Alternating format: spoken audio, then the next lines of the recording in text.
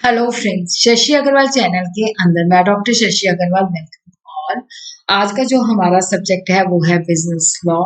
और जिसके अंदर हमारा जो चैप्टर 4 है, कुछ बुक्स के अंदर ये थर्ड भी है, तो कंप्लीट टॉपिक करेंगे। तो जो कॉन्स्टिट्यूशन का चैप्टर है इसके अंदर दो क्वेश्चन जो है they are very very important. What is the meaning of constitution and what are the essential element of a valid constitution? And the second question, which is very very important, that is the no constitution and the no contract. उसी तरह stranger to contract जो है वो भी important question है, क्योंकि वो last year पीबीओ के अंदर आया था।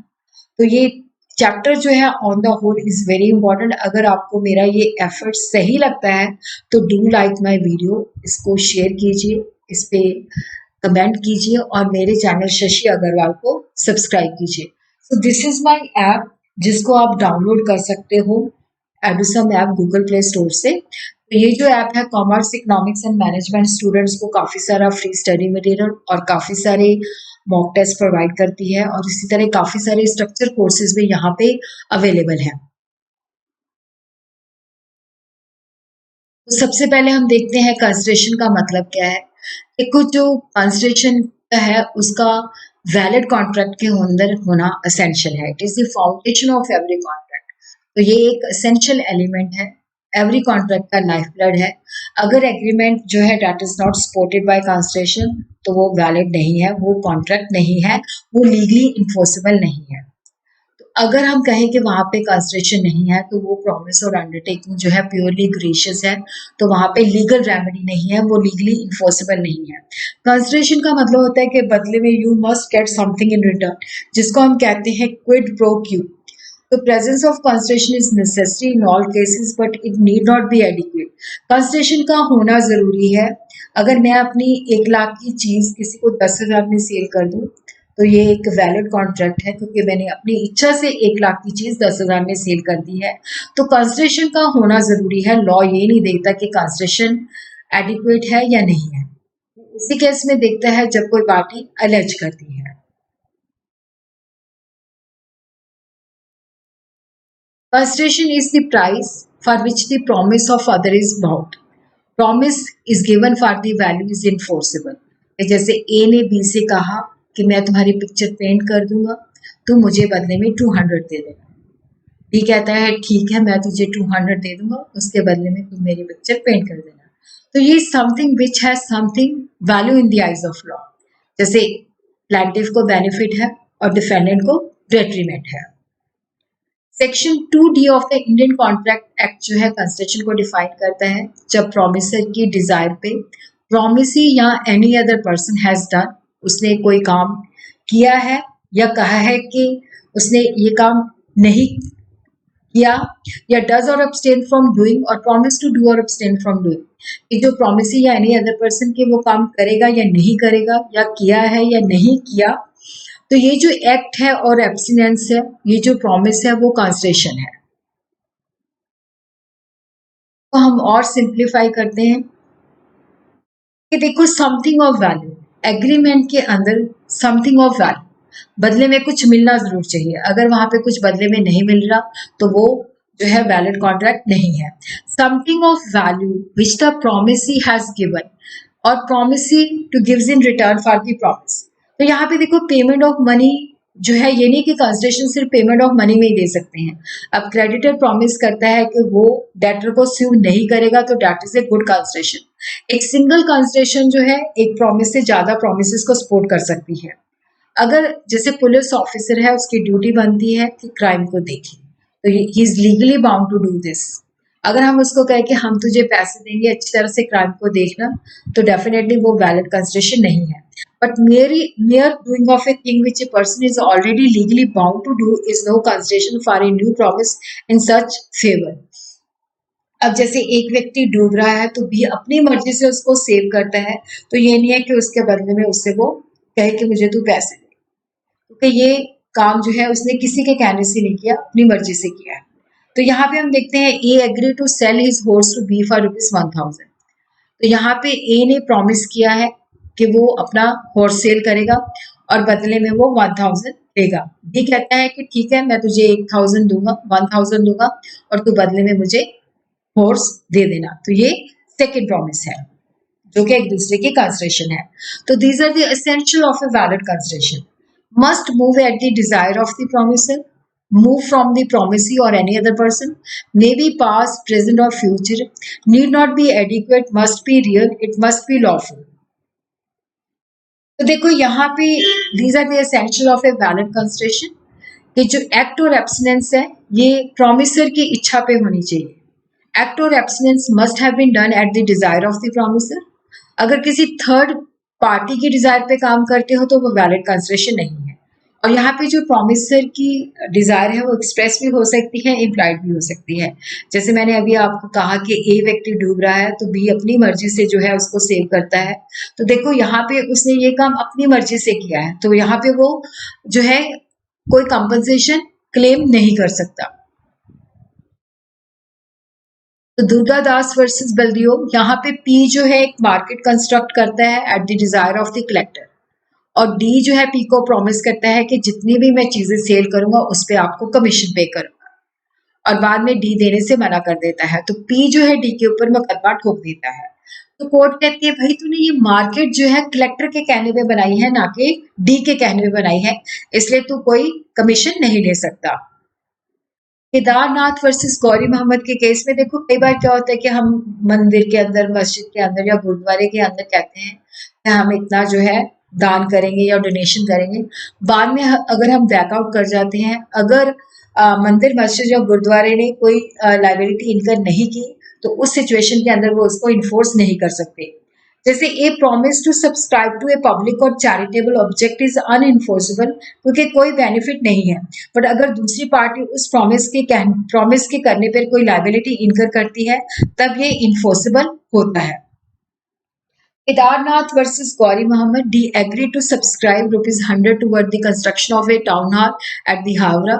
उस प्रॉमिस के बेसिस पे क्या होता है कि कॉन्ट्रैक्टर को काम दे दिया जाता है और लाइबिलिटी इनकर कर लेती है, बाद में डी रिफ्यूज कर देता है। तो कोर्ट कहती है कि भाई यहाँ पे तुम्हारे प्रॉमिस के बेसिस पे उसने लाइबिलिटी इनकर कर ली है, अब तुम्हें ये ₹100 देना पड़ेगा। अब्दुल अजीज वर्सेस मजलूम अली के केस में क्या होता है कि डीपी से प्रॉमिस करता है कि वो एक मॉस्क, मस्जिद को रीबिल्ड करने में 500 देगा, बाद में बैकआउट कर जाता है और यहाँ पे कोई लायबिलिटी इनकर नहीं की। तो यहाँ पे क्या है कि जो पी डी के ऊपर मुकदमा ठोकता है तो वहां पे वो डी से रिकवर नहीं कर सकता क्योंकि लायबिलिटी इनकर नहीं की। अब जो कंसिडरेशन है वो प्रोमिस से आ सकती है, स्ट्रेंजर से भी आ सकती है, any other person. Consideration for a promise ये इमटेरियल है, ये कोई भी दे, ये प्रॉमिस से भी आ सकती है। अगर प्रॉमिसर को कोई ऑब्जेक्शन नहीं है तो any other person. Consideration may move from A stranger but it must flow eight the desire of the promiser. तो बहुत ही फेमस केस है चिनैया वर्सेस रमैया। तो यहाँ पे हम देखते हैं कि 3 बंदे हैं, इसके अंदर रमैया बेटी है लक्ष्मीबाई की, और चिनैया जो है लक्ष्मी का ब्रदर है और रमैया का मैटरनल अंकल मामा जी हैं। यहाँ पे देखो लक्ष्मी रानी जो मदर होती है वो अपनी बेटी को सारी प्रॉपर्टीज के नाम पे कर जाती है, उसको डायरेक्शन देती है कि सर्टन सम ऑफ मनी जो है एनुअली तूने अपने मामा चिनैया को देनी है। और वो रमैया जो है चिनैया के साथ भी एग्रीमेंट करती है, लेकिन बाद में वो रिफ्यूज कर देती है। तो वो कहती है कि जो मेरे मामा जी हैं, जो मैंने एग्रीमेंट किया है इट इज विदाउट कंसिडरेशन, तो मेरा मामा जो है मैं इसको पैसे क्यों दूं। मामा जी अपनी भांजी के ऊपर, रमैया के ऊपर मुकदमा ठोक देते हैं। तो कोर्ट कहती है कि यहाँ पे कंसिडरेशन लक्ष्मी रानी से आई है, तो वो जो है तो इस वजह से क्या है कि उसको मामा को देना पड़ेगा। Hence there was sufficient consideration if property was given to her by the sister of Chinnaya, इसलिए क्या है कि चिनैया को एनुअल पेमेंट देनी पड़ेगी। इसी तरह हम दूसरा केस देखते हैं Dutton versus Poole. Indian law recognizes the law laid down by English court in a famous case of Dutton versus Poole. एक फादर जो है अपनी एस्टेट में से टिम्बर को कट करके सेल करना चाहते हैं ताकि वो अपनी बेटी की मैरिज कर सके, तो उनका बेटा उसको रोकता है। वो कहता है कि वो अपनी बहन की मैरिज के लिए प्रोवाइड करेगा।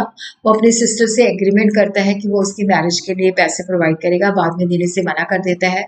तो सिस्टर जो है अपने ब्रदर को स्यू करती है। तो कोर्ट कहती है कि यहाँ पे जो वो पैसे हैं वो अपने ब्रदर से रिसीव कर सकती है, although she was a stranger to the consideration. उसी तरह कंसिडरेशन पास्ट भी हो सकती है, प्रेजेंट भी हो सकती है, फ्यूचर भी आ सकती है। पास्ट कंसिडरेशन होती है कि जब जो पास्ट में हमने प्रॉमिस किया था उसके बदले में कंसिडरेशन जो है आज दे रही है। जैसे Shiv Saran versus Keshav Prasad, a lawyer ने अपनी प्रैक्टिस छोड़ दी और लैंड ऑनर की स्टेट के अंदर वो मैनेजर बन गया और बाद में लैंड ऑनर ने प्रॉमिस किया कि तू यहाँ पे मेरा काम कर, मैं जब तू रिटायर हो जाएगा तो पेंशन दूंगा। तो ये पास्ट कंसिडरेशन है। प्रेजेंट कंसिडरेशन होती है कि जब जो प्रॉमिस है उसके साथ ही अ, जो है कंसिडरेशन दे दी जाती है। When the consideration for promise is given simultaneously with the promise, जैसे ए ने बी की पिक्चर पेंट की और उसने साथ के साथ उसको पैसे दे दिए। फ्यूचर कंसिडरेशन जो है यहाँ पे फ्यूचर है या एग्जीक्यूटरी कंसिडरेशन है, is a promise to do या give something in return in a future for the promise and made. तो ये फ्यूचर के अंदर कंसिडरेशन दी जाएगी, एग्जीक्यूटरी है। और it need not be adequate. देखो, inadequacy of consideration is not ground for the rejection of the contract.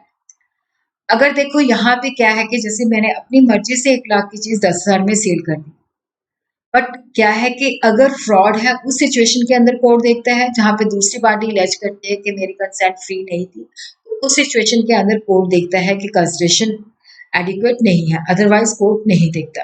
Consideration real होनी चाहिए, इल्यूजरी नहीं होनी चाहिए। अगर जैसे एक व्यक्ति कहता है कि प्रॉमिस करता है कि 2 पैरेलल लाइंस को मिला देगा, तो ये एक अच्छी कंसिडरेशन नहीं है क्योंकि ये एक्ट जो है इम्पॉसिबल है।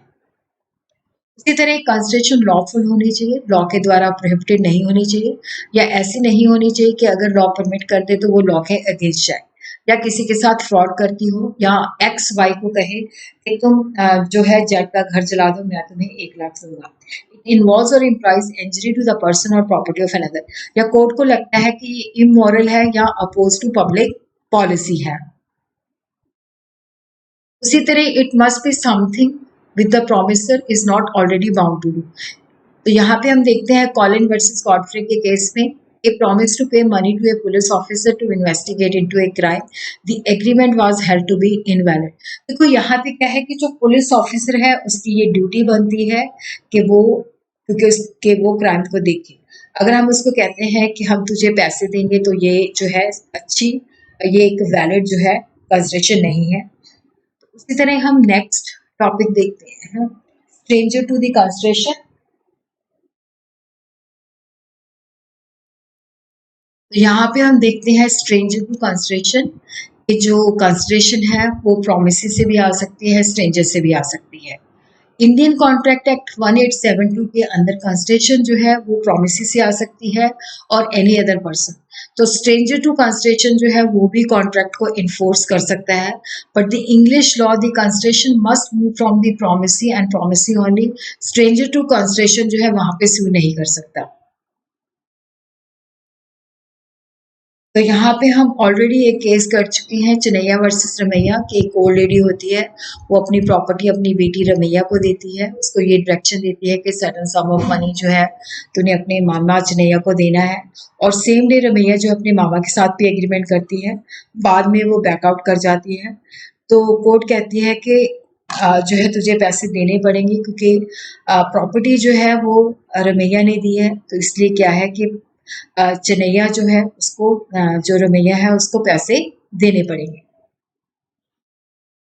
उसी तरह डटन वर्सेस पूल के केस में एक फादर जो है had decided to cut and sell timber on his estate to provide for the marriage of his daughter, but son asked his father not to do so in agreement with his sister. तो वो उसकी sister के लिए marriage के लिए पैसे देगा, लेकिन बाद में वो रिफ्यूज कर देता है, तो उसकी सिस्टर स्यू करती है। तो ब्रदर कहता है कि यहाँ पे कंसिडरेशन नहीं है, बट कोर्ट कहती है कि इट वॉज वैलिड कंसिडरेशन। तो ये अब हम करेंगे स्ट्रेंजर टू कॉन्ट्रैक्ट, जो कि बहुत ही इंपॉर्टेंट क्वेश्चन है। देखो, स्ट्रेंजर टू कॉन्ट्रैक्ट का मतलब होता है कि जो व्यक्ति कॉन्ट्रैक्ट की पार्टी नहीं है तो वो स्यू नहीं कर सकता। अगर कॉन्ट्रैक्ट के अंदर आपने स्यू करना है तो there should be privity of the contract. Privity of contract short question में भी आ जाता है। प्रिविटी ऑफ कॉन्ट्रैक्ट का मतलब है कि जो कॉन्ट्रैक्ट की पार्टीज हैं वही इन्फोर्स कर सकती हैं। तो प्रिविटी ऑफ कॉन्ट्रैक्ट की वजह से उनके बीच में कॉन्ट्रैक्ट है, जिसके बेसिस पे लीगल रेमेडी है। अगर एक पार्टी ब्रीच करती है तो दूसरी पार्टी उसको स्यू कर सकती है। अगर प्रिविटी ऑफ कॉन्ट्रैक्ट नहीं है, अगर पार्टी कॉन्ट्रैक्ट का हिस्सा नहीं है, तो वो स्यू नहीं कर सकती। के अंदर हम बड़ा ही famous case Dunlop pneumatic company versus Selfridge company करते हैं। जैसे ए जो है एक बड़ी मात्रा के अंदर टायर जो है बी को सेल करता है सर्टेन प्राइस पे, साथ में जो है उसको कह देता है, हदाई दे देता है प्राइस लिस्ट के अंदर जो प्राइस मेंशन है उससे नीचे तो सेल नहीं कर सकता। बी सी को सेल करता है जो कि रिटेल डीलर होता है, और इसी तरह क्या होता है कि वो उसके साथ भी यही कंडीशन लगाता है कि जो प्राइस लिस्ट दी है उससे नीचे तो सेल नहीं कर सकता। बट सी बाजी की कर दिया गया है कि उन्होंने लिस्ट प्राइस तो काट के सेल कर देते हैं। अब ए जो है वो सी के ऊपर मुकदमा ठोक देता है कि तूने ब्रीच किया है। तो कोर्ट कहती है कि देखो ये जो कॉन्ट्रैक्ट है वो बी और सी के बीच में है, ए और सी के बीच में नहीं है। तो प्रिविटी ऑफ कॉन्ट्रैक्ट जो है that is between B and C, इसलिए ए जो है स्ट्रेंजर टू द कॉन्ट्रैक्ट है तो वो स्यू नहीं कर सकता। कुछ एक्सेप्शन है जहाँ पे स्ट्रेंजर जो है स्यू कर सकता है। तो अब हम वो अपवाद देखेंगे जहाँ पे stranger to a contract could sue. जैसे ट्रस्ट बना है और ट्रस्ट के अंदर बेनिफिशियरी को बेनिफिट अगर डिनाई किया जाता है तो बेनिफिशियरी जो है स्यू कर सकता है। ए स्ट्रेंजर कैन स्यू जब वो बेनिफिशियरी है under an obligation amounting to a trust out of contract, तो चाहे वो कॉन्ट्रैक्ट का हिस्सा नहीं है। तो इसके अंदर भी हम देखते हैं बड़ा ही फेमस केस है राणा उमानाथ बख्शिश सिंह वर्सेस जंग बहादुर। यू जो है उसके फादर जो होते हैं उसको सक्सेसर अपॉइंट करते हैं और अपनी पूरी प्रॉपर्टी उसके पोजीशन में देते हैं। तो यू का एक स्टेप ब्रदर होता है जो कि उसके फादर का इलिजिटिमेट चाइल्ड होता है जो कि माइनर होता है। तो फादर उसको इंस्ट्रक्शन देते हैं कि सर्टन सम ऑफ मनी और एक विलेज जो है जब जे जो है वो मेजर हो जाएगा तब देना है, बाद में वो देने से मना कर देता है। तो कोर्ट कहते हैं कि भाई ट्रस्ट जो था जे के फेवर में किया गया था मनी और विलेज, तो अब जो है वो स्यू कर सकता है, he is entitled to maintain the suit और वो ले सकता है। When provision is made in a marriage settlement, when an agreement is made in a connection with marriage, और provision जो है किसी के benefit के लिए की गई है चाहे वो stranger to the contract है, but अगर उसको benefit नहीं दिया जाता तो वो benefit के लिए sue कर सकता है।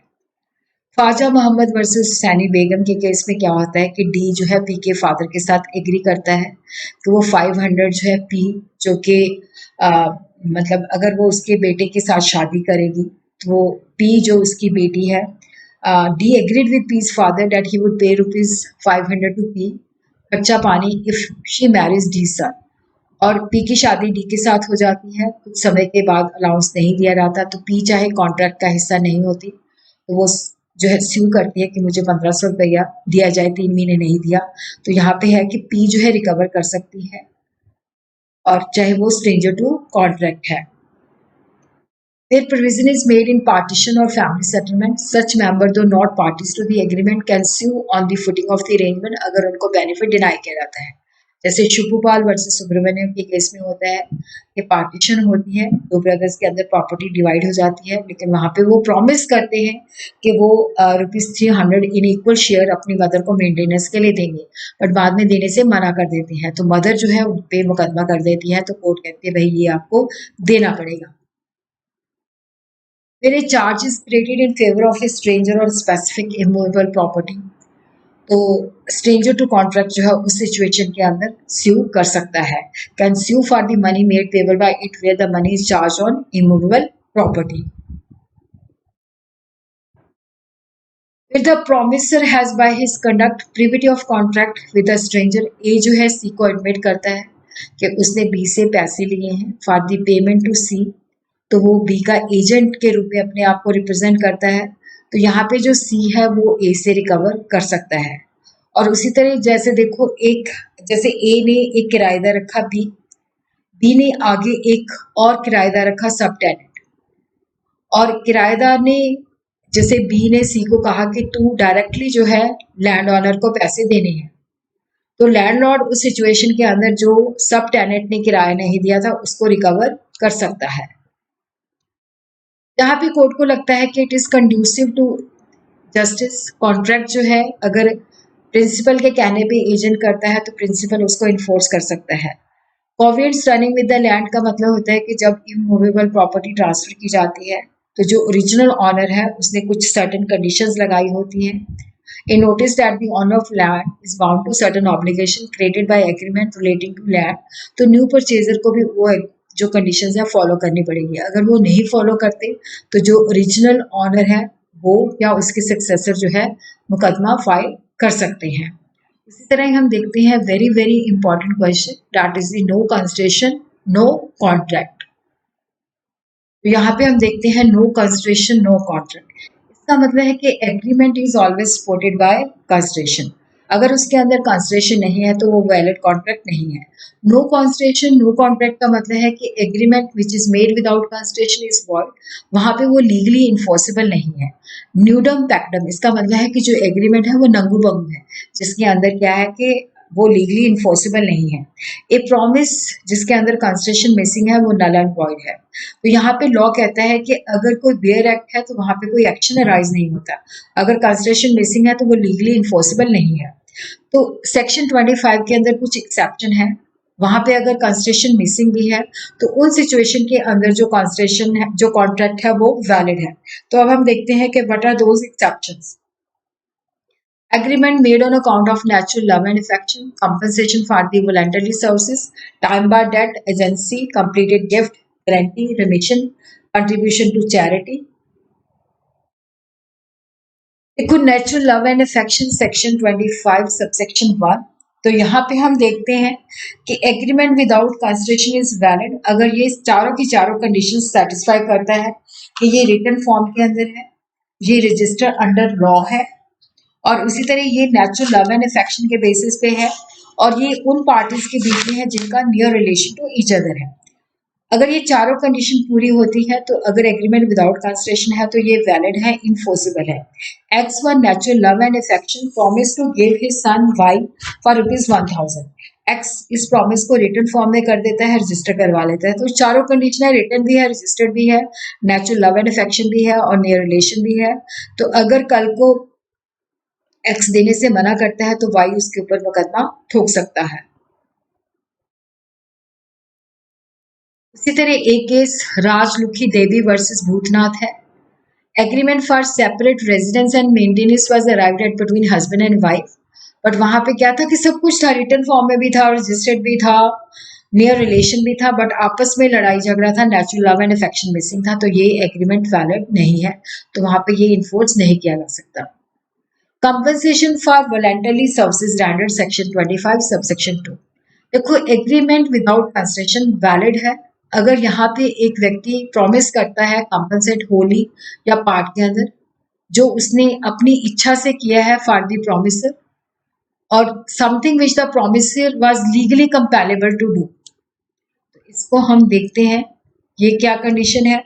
एक्ट जो है वो वॉलंटरली होना चाहिए, अपनी इच्छा से होना चाहिए, प्रॉमिसर उस वक्त एग्जिस्टेंस में होना चाहिए जब ये सर्विसेज रेंडर की गई, और प्रॉमिस जो है उस व्यक्ति जिसने प्रॉमिसर के लिए काम किया है उसको कॉम्पनसेशन का था, और promisor must agree now to compensate the promise for the services.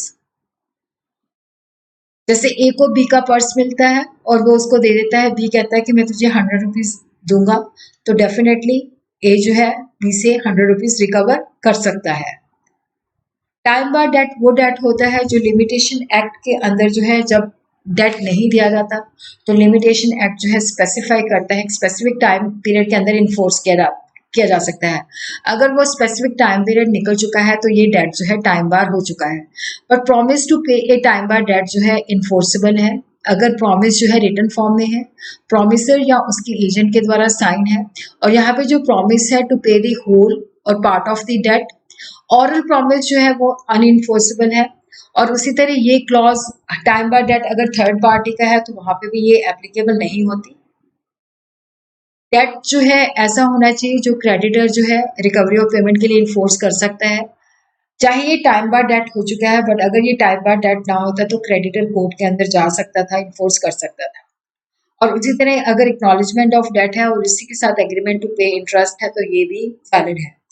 अगर बैलेंस शीट के अंदर पार्टनरशिप फर्म की बैलेंस शीट के अंदर पार्टनर ने साइन किया है और कहा है कि फर्म जो है date is liable to particular person in respect of a stated sum, तो ये भी एक एम्प्लॉयड प्रॉमिस है, ये भी वैलिड है, इन्फोर्सेबल है।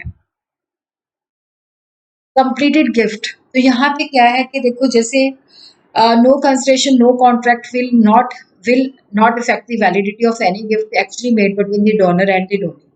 अगर एक व्यक्ति कुछ इमूवेबल प्रॉपर्टी जो है प्रिजन ऑफ ट्रांसफर प्रॉपर्टी के तहत दूसरे को ट्रांसफर करता है, जो कि गिफ्ट होती है, उनकी प्रॉपर रजिस्ट्री हो चुकी है, तो बाद में वो ये नहीं कह सकता कि ये प्रॉपर्टी मुझे वापस की जाए।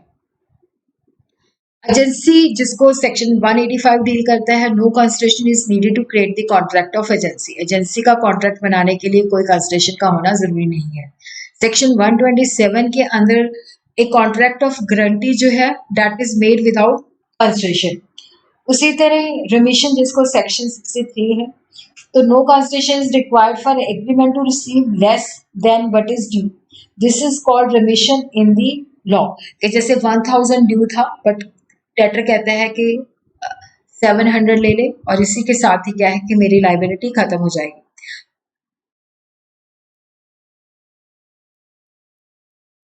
डॉक्ट्राइन ऑफ प्रोमिसरी एस्टॉपल, यहाँ पे पर्सन जो है रिप्रेजेंटेशन करता है और promise becomes bound by the same if another person has acted on the faith of such promise or representation.